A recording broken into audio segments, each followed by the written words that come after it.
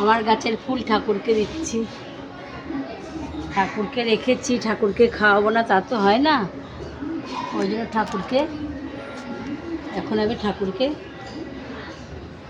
পুজো দেবো, খাওয়াবো। আমার গাছের ফুল দিয়ে দিলাম, এইবার আমি আরতি করবো।